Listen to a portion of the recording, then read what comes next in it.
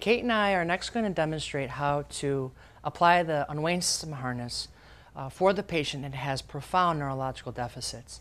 The best way to be able to do this is in that supine position that we talked about a little earlier. Just remember about some of those clinical presentations that profound neurologic patient present with when you are applying that harness. Okay? So here's Kate again. She's my neurologically involved patient.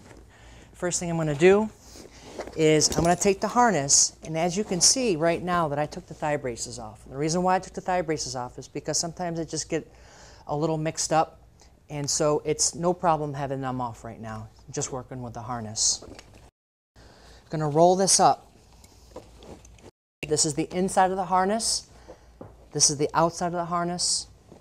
We're going to roll this way a little bit. I'm going to place her right here. I'm going to take my patient.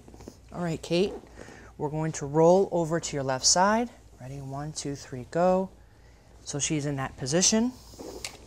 I'm going to place this right here.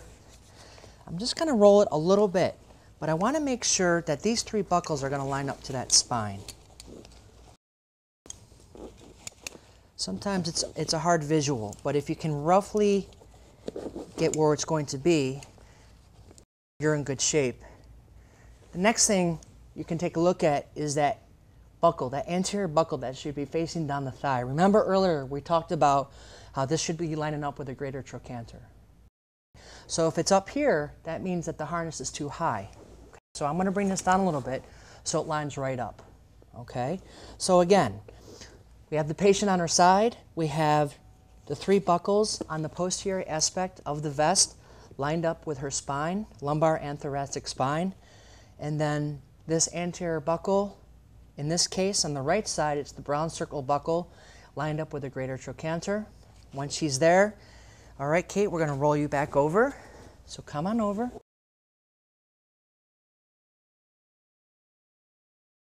Just be aware of how you're talking to the patient, making sure that they're comfortable, and make sure that you're cueing them appropriately and giving them that proper or appropriate therapeutic assistance. Okay. All right, Kate, I'm going to have you roll over to the right side, right here. Good.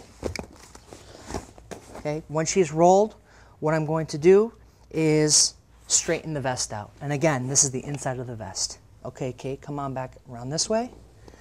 Excellent. The next step, I'm going to fasten the unweighted system harness by taking those 2 fasteners in the front to the 2 buckles. You want it nice and taut, not overly tight so it cuts off circulation or is too uncomfortable.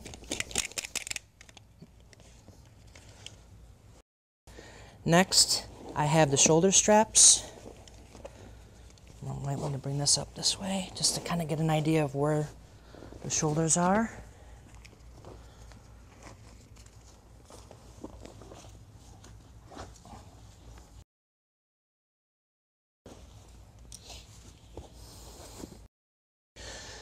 Okay, let's roll towards this way. Let's take a look. So as you can see, those 3 buckles on the posterior aspect of the harness are lined up with her thoracic and lumbar spine, and this brown coated buckle is lined up with a greater trochanter on that right side.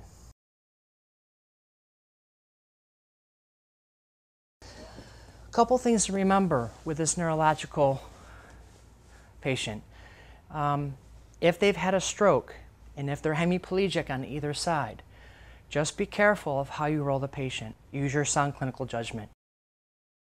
Now that we have the vest on, it's time to put on the leg straps.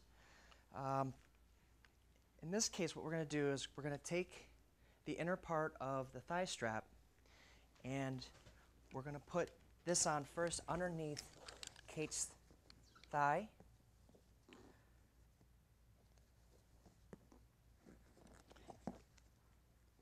Then we're going to take the plastic clasp right here. We're going to attach that from a positional standpoint, 3/4 of the way up the thigh. You know, semi-snug like we talked about earlier. Okay. Next what I'm going to do is I'm going to attach this strap, the one that lines up with the greater trochanter. And I'm not going to tighten it too much right now, just for positional purposes, so the thigh strap is on. I'm going to have my patient, Kate, roll to this side over here. All right, so now that Kate's in sideline, you're going to see that the gluteal fold strap is going to initiate from the leg right in the inside part of the thigh. You're going to bring this up, and it's going to, the red strap, you want it to hug the butt cheek, because that's what's going to give the support. And then you're going to connect blue to blue, make that nice and tight. Come on back around, Kate. Okay, same thing on the other side. Same thing, we're going to lift up the thigh. We're going to put the thigh strap around her thigh, the upper 2/3 portion like we talked about. Clasp the plastic clasps.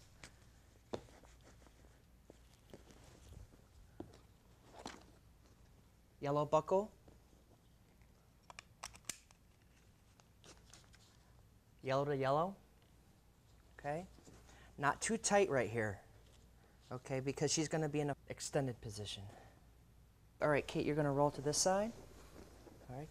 And again, here is the red gluteal fold strap. You'll see where it's going to originate from the inner part of that thigh. Okay. I'm going to bring it up, making sure that I hug the butt cheek. Green to green. Nice and tight. You want to make sure that it's coming up through, and it's a little bit of a diagonal movement with the gluteal fold straps. This is what's going, like I said earlier, this is what's going to give it support. Don't have it so the red gluteal fold straps are on the lateral side of the buttocks, because you're going to find that it's going to slide a lot.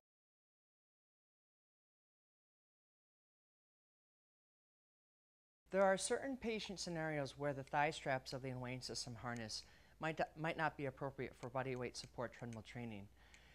Some examples might be the patient might be too thin and might not have enough gluteus maximus or butt muscles, or their thighs might be too thin, and as a result the thigh straps are going to be a little bit too big for them, and the straps aren't going to do what they're supposed to do as far as unweighing that person. Another scenario would be for someone that is significantly neurologically involved, and as a result of that, when they're up in the standing position with the harness on, that they're just sliding in and around that harness even with the thigh straps on. So in that case, what you can do is you can take off the thigh straps and you can replace it with what's called the inguinal strap. And the inguinal strap is going to come through the groin area and take place of the thigh straps, and this is going to offer a little bit more support for body weight support treadmill training. And in a minute, we're going to see Kate have this on in the supine position. There are a couple disadvantages of the inguinal strap. As you can see, that there's the rubber inside right here could potentially rub against the inner part of the medial part of the person's thigh. The weight of their body could be coming down on the inguinal strap, so that can create discomfort, especially with men. It's going to be up to you, using your own clinical judgment and clinical reasoning, to make that determination whether to use the thigh straps or the inguinal strap. Okay. These are not color-coded, but they're pretty symmetrical. This is the inside. The inside has some friction, is a little rough. I'm going to come up through here.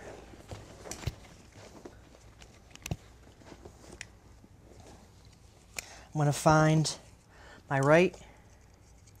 I'm going to attach it to the anterior buckle that lines up with the greater trochanter. Here's the posterior. I'm going to attach the blue. All right, Kate, want to roll down to the other side. Again, you find the posterior buckle, attaches here, anterior buckle attaches to the circle that has the yellow on it. And to look at it from the front, this is what it's going to look like. So what this is going to do, this is going to provide more support for the patient in body weight support treadmill training, and it'll prevent slippage from happening when the patient is being suspended by the unwaned system. It's also recommended that you have an assistant. It's always good to have an assistant to help with the rolling process, especially if that patient requires total assistance.